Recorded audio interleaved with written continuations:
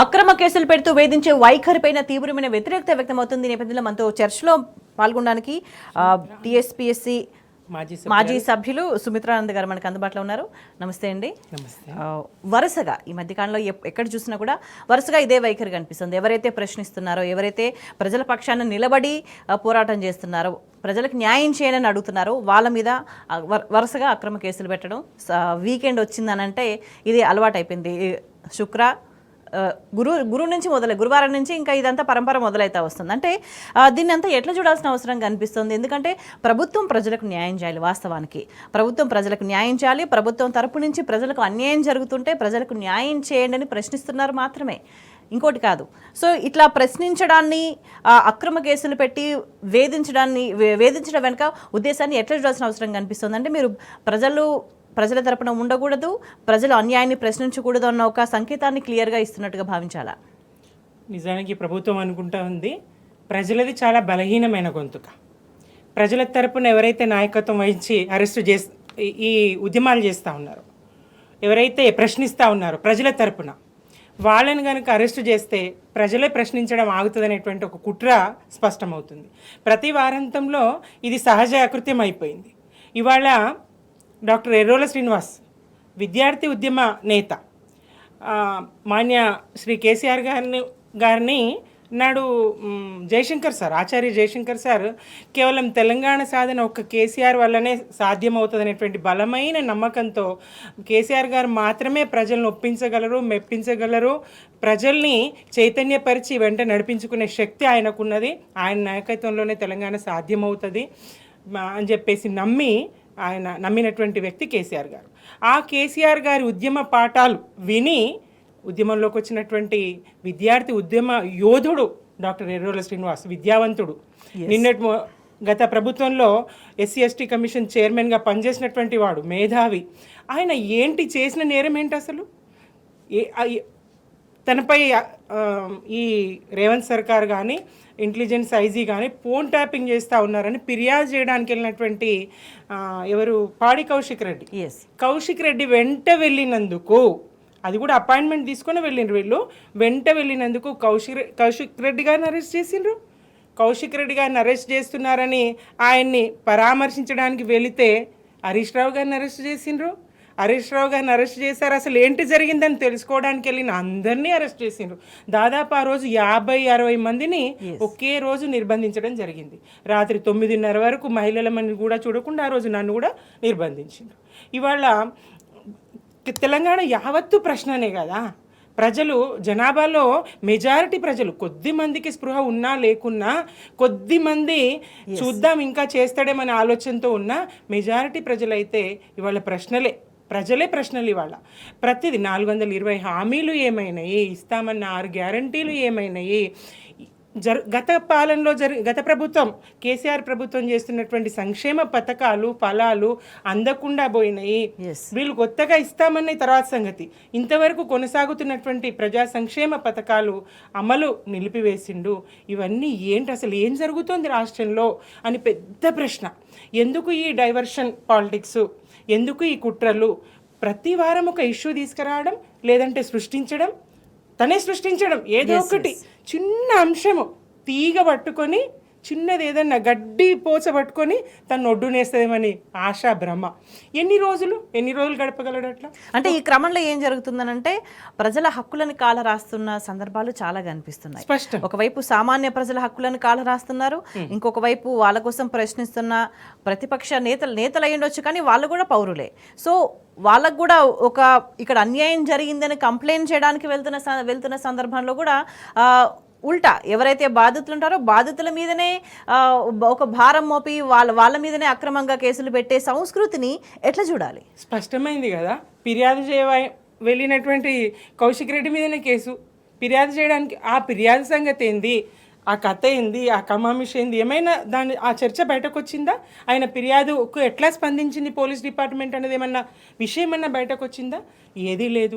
ఇవాళ మీరు చూడండి, ప్రతిపక్షాల గొంతు అంటున్నారు, ప్రతిపక్షాల గొంతు కాదు, బీఆర్ఎస్ గొంతు మాత్రమే. బీఆర్ఎస్ మాత్రమే ప్రజల పక్షాన్ని నిలబడ్డది. ఎక్కడ ఒక్క బీజేపీ నేత అరెస్ట్ కనపడతా ఉందా మీకు? ఒక్క బీజేపీ నేత అరెస్టు, ఇంకేదన్నా పార్టీ నేత అరెస్ట్ ఎక్కడైనా కనపడతా ఉందా?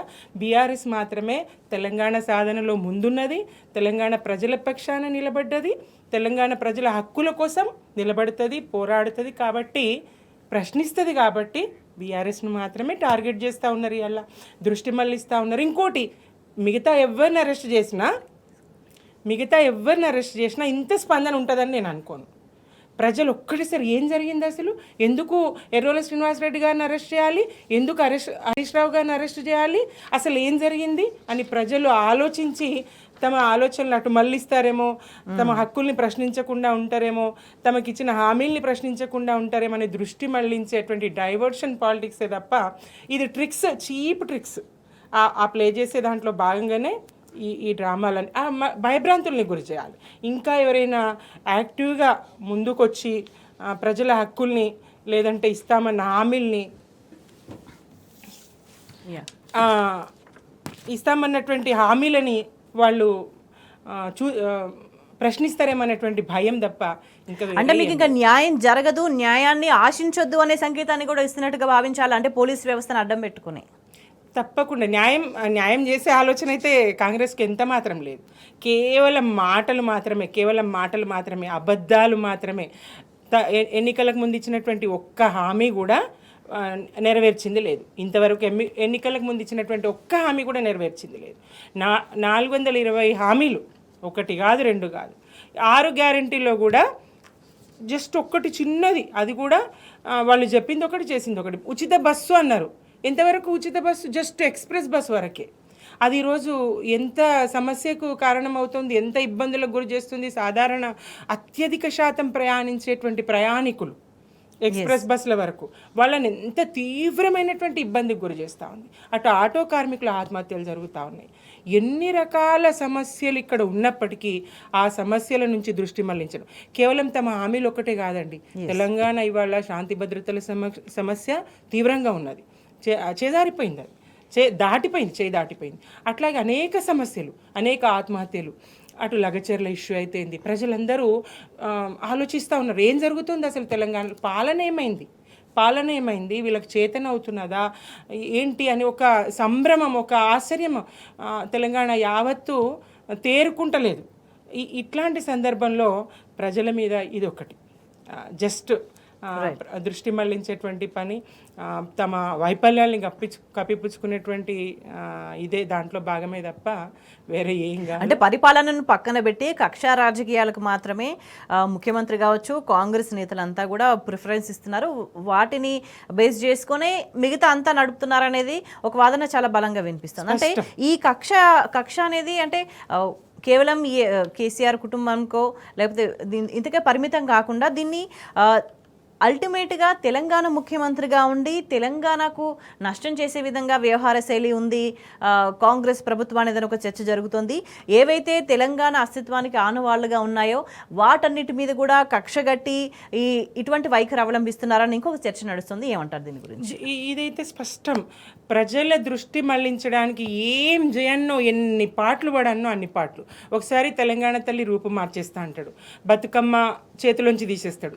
బతుకమ్మ లేని తెలంగాణ తల్లిని తెలంగాణ సమాజం స్వాగతిస్తుందా, చూస్తుందా? అసలు తెలంగాణ మహిళ నిన్నటి ఉద్యమంలో బతుకమ్మను ఎత్తి బరిలోకి దూకింది కదా, బతుకమ్మను ఒక పోరాట సాధనంగా మలుచుకున్నది కదా, ఒక సంఘటిత శక్తికి, మహిళా సంఘటిత శక్తికి ఒక ప్రతీకగా, ఒక తార్కాణంగా బతుకమ్మ నిలిచింది కదా.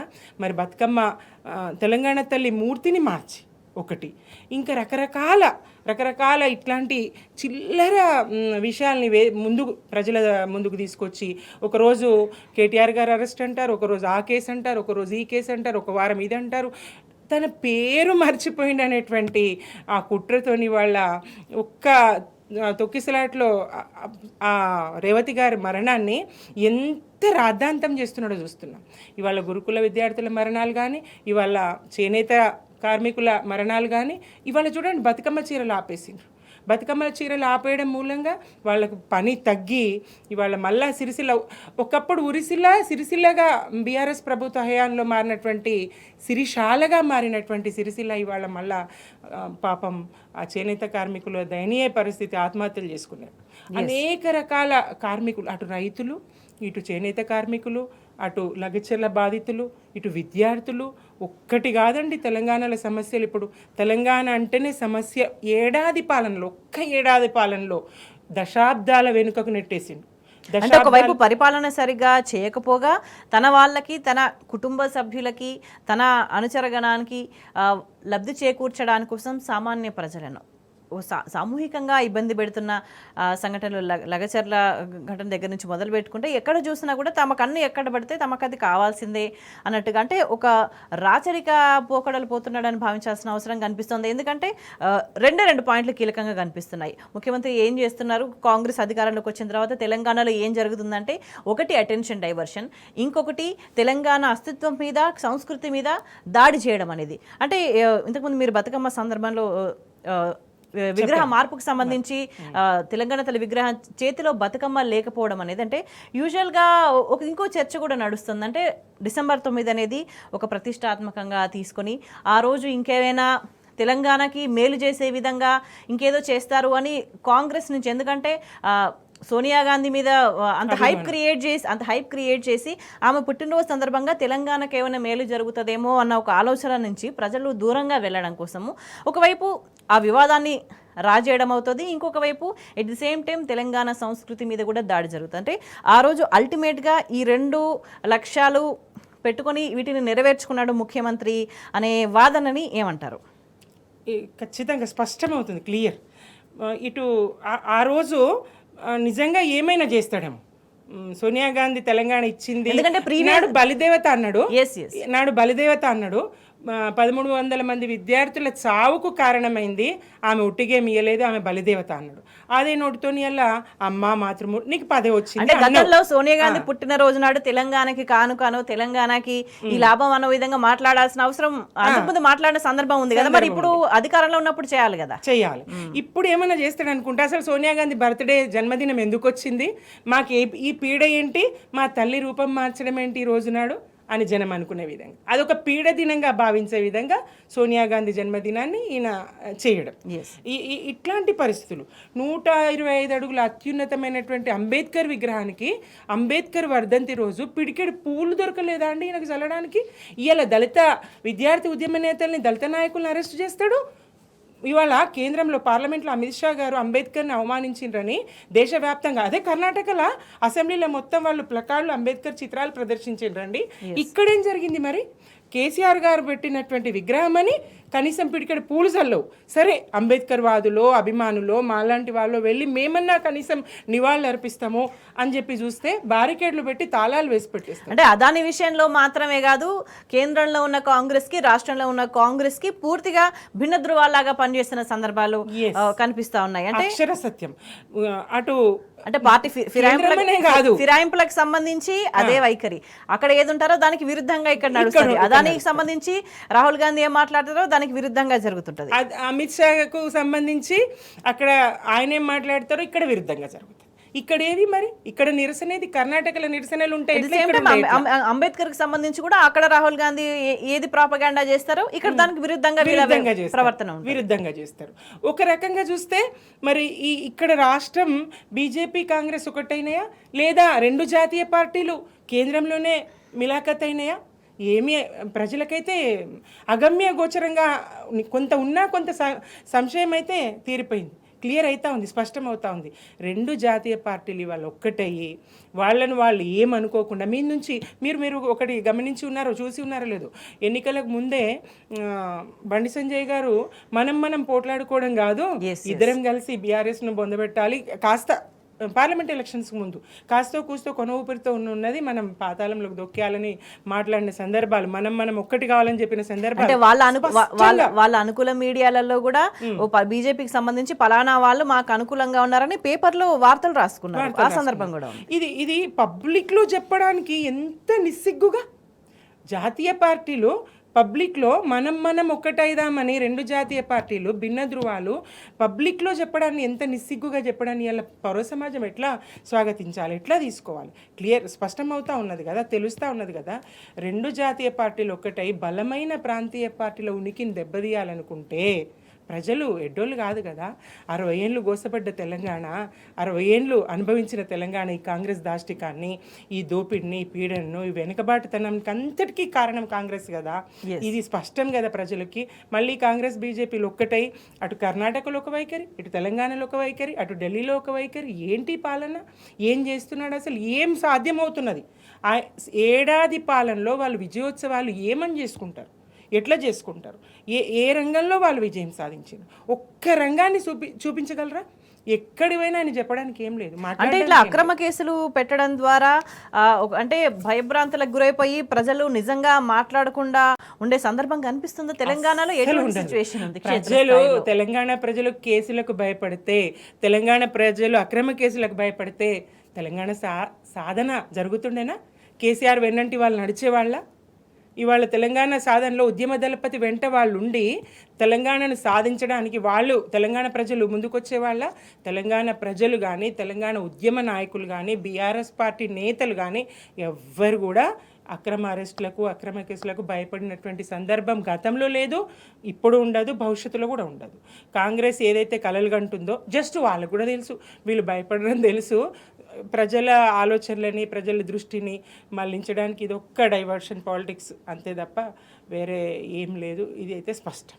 ఓకే, అంటే ఏ వారానికి ఆ వారం ఖచ్చితంగా ఏదో ఒక అక్రమ కేసు పెట్టి ప్రతి వారం ఖచ్చితంగా ఒక అటెన్షన్ డైవర్షన్ టాపిక్ అనేది ఉండాలి అని ప్లాన్ చేసుకుంటున్న ప్రభుత్వం మరి ఇదే దృష్టిని మరి ప్రజల సమస్యలు పరిష్కరించడానికి పెట్టొచ్చు కదా. అంటే చిత్తశుద్ధి లేదా, చేయాలనే ఆలోచన లేదా? లేదు, చిత్తశుద్ధి ఎంత మాత్రం లేదు. వీళ్ళు ఎన్నికలకు ముందు ఏం చెప్పిండ్రు?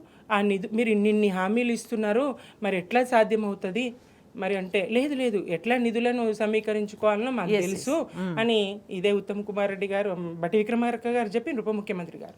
ఇప్పుడేం చెప్తా ఉన్నారు? ఇప్పుడు ఈ 10 ఏళ్ల సుభిక్ష పాలనను, కేసీఆర్ పాలించినటువంటి సువర్ణాధ్యాయాన్ని, ఆ కాలాన్ని, 9.5 సంవత్సరాల కాలాన్ని, ఉద్యమ కాలాన్ని కూడా ఇది చూడండి, దుర్మార్గం చూడండి, ఉద్యమ కాలాన్ని కూడా వీళ్ళు ప్రజల దృష్టిలో చిన్నదిగా చేయాలని వాళ్ళు ఎంతసేపు నాకు ఒక ఆవు వ్యాసం గుర్తొస్తుందండి. విద్యార్థిని వ్యాసం రాయమని టీచరు ఒక 4 అంశాలు సబ్జెక్టులు ఇచ్చింది. ఆవు, దూరదర్శన్, టెలివిజన్, వార్తాపత్రికలు.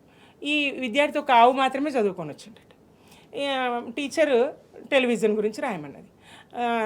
టెలివిజన్, దూరదర్శన్ కార్యక్రమాలు ఉంటాయి, అందులో వ్యవసాయదారుల కార్యక్రమం ఉంటుంది, అందులో ఆవుల పెంపకం గురించినటువంటి వార్తను చూపిస్తారు, ఆ దృశ్యాలు ఉంటాయి.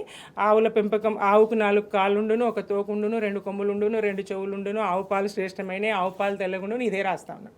ఇది ఎట్లా అని చెప్పేసి టెలివిజన్ కాదు, రేడియో అదే రాస్తాడు. మళ్ళీ వార్తాపత్రికలు అట్లా ఉన్నది ఇక్కడ. ఏమన్నా చెయ్యని, ఏదన్నా చేయని, ప్రజలు ఏదన్నా అడగని, ఏమన్నా కానీ తాను మాత్రం ప్రతి సభలో, ప్రతి వేదిక మీద, సందర్భం ఏదన్నా కానీ, వేదిక ఏదన్నా కానీ, అది పండగనా మంచా చెడ ఆయనకు సంబంధం లేదు. తాను ఎక్కడున్నా అనేది ఆయనకు సంబంధం లేదు. కేసీఆర్ గారి పాలనను నిందించకపోతే, తిట్టకపోతే ఆయనకు పూట గడవదు. ఊపిరి తీసుకోకుండా 2 నిమిషం రేవంత్ రెడ్డి గారు బతుకుతారేమో, కానీ ఆయన గుండె లబ్డబ్ అనదు, కేసీఆర్ అంటది. ఆయన ఉచ్ఛ్వాస నిశ్వాసలు కేసీఆర్, ప్రతి క్షణం కేసీఆర్. ఆయన ప్రజలకి నేను తుడిపేస్తా మలిపేస్తా అంటాడు. తుడపడం మలపడం ఆయన వల్ల కాదు, మీద నుంచి ఆయన్నే శ్వాసిస్తూ ఉంటాడు, ఆయన్నే గుండె స్పందనలు కేసీఆర్. అట్లా అంటే అల్టిమేట్గా ప్రభుత్వం అనేది ఒక వ్యవస్థ. ఏ పార్టీ అధికారంలోకి వచ్చినా ప్రజలకి ఎంతో కొంత మేలు జరుగుతూ ఉండాలి. నిజంగా ప్రజలకి కావాల్సిన కనీస అవసరాలు తీరుతా ఒక అభివృద్ధి వైపు ముందుకు పోవాల్సిన పరిస్థితి ఉంటుంది. కానీ పార్టీలు మారంగానే తీవ్రమైన వ్యత్యాసం ఎందుకు కనిపిస్తుంది? అనుకోకుండా వచ్చినటువంటి అవకాశం, అనూహ్యంగా వచ్చినటువంటి అవకాశం. ఆయనకు ఆ సింహాసనం నిలబెట్టుకోవాలి, ఇచ్చినటువంటి అవకాశాన్ని ఆయన నిలబెట్టుకోవాలి. కానీ ఆయన ఏం చేస్తూ ఉన్నాడు? ఎంతసేపు ప్రతీకార రాజకీయాలు, ఎంతసేపు దృష్టి మళ్లించే రాజకీయాలు. ఒక్క చిన్న మాట, ఆ పేరు మర్చిండనేటువంటి ఆ కారణంగా ఎంత రచ్చండి యావత్తు తెలంగాణ సమాజము. ఇంకేం విషయాలే లేవా మీకు? అని ఈసడించుకునే స్థాయికి ఒక ఈ అల్లు అర్జున్ వివాదం తప్ప మీకు ఇక విషయమే లేదా? పరిపాలన మీద దృష్టి అంటే పెట్టరా? అటెన్షన్ డైవర్షన్ కి ప్రయత్నం చేసినా కూడా సంవత్సరం అయిపోయింది, సరే 1 year తర్వాత ఇంకేమైనా ఆపేస్తారేమో అంటే ఎక్కడ ఆపని సిచ్యువేషన్ కనిపిస్తుంది. ఈ అటెన్షన్ డైవర్షన్ పరంపర కొనసాగుతున్నది, కానీ సమస్యలు పుట్టల్లాగా గుట్టలుగా పేరుకుపోతున్న పరిస్థితి. అంటే ఇప్పుడు కేవలం అల్లు అర్జున్ గురించి మాట్లాడుకున్నంత మాత్రానో, లేకపోతే ఇంకో విషయం మీద డైవర్ట్ చేసినంత మాత్రానో ప్రజల బేసిక్ అంటే పొద్దున లేచిన దగ్గర నుంచి రాత్రి పడుకునే వరకు కూడా సామాన్య ప్రజలు ఇబ్బంది పడేదాన్ని మర్చిపోతారా? అటెన్షన్ డైవర్ట్ అవుతుందా నిజంగా వాస్తవానికి క్షేత్రస్థాయిలో? ఎట్టి పరిస్థితులు కాదు. ఎన్ని రోజులు నమ్మిస్తారండి? ఖాళీ కుండలు అని చెప్పిండు. లంకె బిందెలు ఉంటాయి అనుకొని వచ్చినా ఖాళీ కుండలు, అందుకే ఏం చేయలేకపోతున్నా అని చెప్పిండు. అది ఎంత అసత్యము! ఎంత తెలంగాణ ఎంత ఉన్నత స్థితికి చేరుకుంది కేసీఆర్ పాలనలో. సంక్షేమ రంగంలో కానీ, నిర్మాణ రంగంలో కానీ, ప్రాజెక్టుల నిర్మాణంలో కానీ ముందుగల వ్యవసాయానికి వెన్నుదన్నుగా ఆయన మేనిఫెస్టోలో పెట్టని అంశాలు కూడా. రైతు బంధు ఎవరు అడగలే, ఎవరు డిమాండ్ చేయలే, ఏ రైతు అడగలే. అయినప్పటికీ రైతుకు, అన్నదాతకు వెన్నుదన్నుగా ఉంటే, 24 గంటలు కరెంట్ ఇచ్చుకుంటే, మరి పెట్టుబడి సాయం అందిస్తే ఇవాళ బంగారం పండిస్తారు. నిన్న మీకు వ్యవసాయం తెలియదు అని ఎక్కిరించిన వాళ్ళు, చీకట్లో మగ్గుతురని వాళ్ళు పాఠాలు పవర్ పాయింట్ ప్రజెంటేషన్లు ఇచ్చిన ముఖ్యమంత్రి మనం చూసినాం. అవన్నీ తొలగించడానికి ఆయన ఎంత కృషి చేసిండండి, ఎన్ని గంటలు పనిచేసిండు కేసీఆర్ గారు. అట్లా పనిచేసి ఒక సుభిక్షమైనటువంటి రాష్ట్రంగా, ఒక సువర్ణాక్షరాలతో రాసుకోదగ్గ చరిత్రలు రాసుకోదగ్గ పాలనను అందించి సుఖశాంతుల తెలంగాణని వీళ్ళ చేతికిస్తే ఇవాళ ఏంటంటే కుక్కలు చంపిన ఇస్తారులాగా చేస్తారు. ఎంత దారుణం పరిస్థితులు. అంటే అల్టిమేట్ గా అంటే ఏదైతే ప్రజలైనా సరే, నాయకులైనా సరే ప్రశ్నించాలి, అన్యాయాన్ని ఎదిరించాలి అంటే భయపడాలి అనే ఉద్దేశంతో ఇట్లా అక్రమ కేసులు బనాయించి ఇట్లా వేధిస్తున్న ఈ ఒక పద్ధతి ఏదైతే కొనసాగుతుందో, అంటే దీనివల్ల నిజంగా ప్రభుత్వం ఆశించిన ఫలితాన్ని పొందే అవకాశం తెలంగాణలో ఉందా? అసలు ఉండదు. ఎంతకాలం ఉంటుంది? ఎంతకాలం ప్రజల్ని మభ్యపెట్టగలుగుతారు? ప్రజలు ఎంతకాలం మభ్యపెట్టగలుగుతారు? ఎంతకాలం ఒక మాట నమ్ముతారు, 2 మాటలు నమ్ముతారు? రోజు పదే అబద్ధాలు ఆడుతూ ఉంటే అసలు రేవంత్ రెడ్డి అంటేనే అబద్ధం అంటేనే రేవంత్ రెడ్డి అనే స్థాయిలో ప్రజలు ఇవాళ ఒక హామీ నెరవేర్చింది లేదు, ఒక మాట నెరవేర్చింది లేదు. ఏ రంగం, ఒక్క రంగంలో కూడా ఇవాళ ప్రభుత్వ ఆసుపత్రిలో మళ్ళీ పురుళ్ళు తగ్గిపోయినాయి. కేసీఆర్ కిట్ ఇచ్చి ఎంత చక్కటి పాలన ఉండే, మాతా శిశు మరణాల సంఖ్య తగ్గినుండే, దోపిడీ తగ్గినుండే, ప్రజలు సురక్షితమైనటువంటి వైద్య సదుపాయాలు పొందినుండే, అన్ని రకాలుగా. స్కూళ్ళల్లో పిల్లలకి హైజీన్ కిట్లు ఇచ్చిండ్రండి నాడు, మంచి పోషకాహారం అందించిండ్రు. ఉదయం పూట బ్రేక్ఫాస్ట్ పిల్లలకు అందించిండ్రు, మధ్యాహ్న భోజనం మంచి భోజనం సన్నబియ్యంతో కడుపు నిండా బువ్వ పెట్టిండ్రు పిల్లలకు. అటు విద్యారంగాన్ని, అటు స్కూల్ ఎడ్యుకేషన్ నుంచి, అంగన్వాడీ నుంచి, బాలింతల నుంచి ఇటు వృద్ధుల వరకు సమస్త ప్రజలందరికీ, తెలంగాణలో ఉన్న అన్ని వర్గాల, అన్ని వయసుల ప్రజలకి, అన్ని వర్గాల ప్రజలకి ఎవరికి ఏమేం కావాలనో, ఏ ప్రాంతానికి ఏం కావాలనో, ఎక్కడ నీళ్లు కావాలి, ఎక్కడ ఎత్తు ఉంది, ఎక్కడ పల్లం ఉంది, నీళ్లు ఎత్తి ఎక్కడి నుంచి వాళ్ళు అన్నారు కదా ఆ రోజు, మీరు ఎత్తులో ఉన్నారు, మీకు నీళ్ళు అందుకే లేవు, మేము పల్లంలో ఉన్నాము, అందుకే మాకు నీళ్లు. మన కౌలు వాడుకున్నారు, తలాపున పారుతుంది గోదావరి అయినా మన చేళ్ళు మన సెలుక ఎడారి అని చెప్పి. అంటే అల్టిమేట్ గా ఈ అన్ని చర్యల వల్ల ప్రభుత్వం అంటే ఒక విశ్వసనీయత ఉండాలి ప్రజల్లో. కానీ ఈ 1 year తర్వాత 1 year కాలంగా జరుగుతున్న పరిణామాలు, ఇప్పుడు తాజాగా జరుగుతున్న పరిణామాలు, వీటన్నిటినీ ఒకసారి గమనిస్తే కాంగ్రెస్ విశ్వసనీయత పట్ల ప్రజలకు ఎటువంటి అభిప్రాయం ఇవ్వాలని నెలకొంది? ఇప్పటికిప్పుడు ఎన్నికలు జరిగినా డిపాజిట్లు కోల్పోయే పరిస్థితి పల్లెల్లో ఉంది. రేవంత్ రెడ్డి గారికి నిజంగా చిత్తశుద్ధి, కాంగ్రెస్ను బతికియాలి, ఇంకా 4 సంవత్సరాలు కాంగ్రెస్ మనుగడ ఉండాలి ప్రజల్లో, మరి తమ పాలన పట్ల ప్రజల్లో విశ్వసనీయత ఉండాలంటే ఇప్పటికిప్పుడు ఆయనకి ఎన్ని సంస్థలు ఉన్నాయో అన్ని సంస్థలతోనే ఆయన ఎలాంటి సర్వేలు చేయిస్తాడో, ఎలాంటి నివేదికలు తెప్పించుకొని స్పష్టమవుతుంది ఆయనకు. ప్రజల్లో ఆయన పట్ల, కాంగ్రెస్ పార్టీ పట్ల, ఆ ప్రభుత్వం పట్ల విశ్వసనీయత పూర్తిగా పోయింది, నమ్మకం పోయింది, పాలన చేత కాదు అనే స్థితి వచ్చింది. పద్ధతి మార్చుకోకపోతే మాత్రం. దానికి విరుద్ధంగా ప్రచారం చేసుకుంటా ఉన్నారు కదా. ప్రచారాన్ని ఎవరు నమ్ముతారు?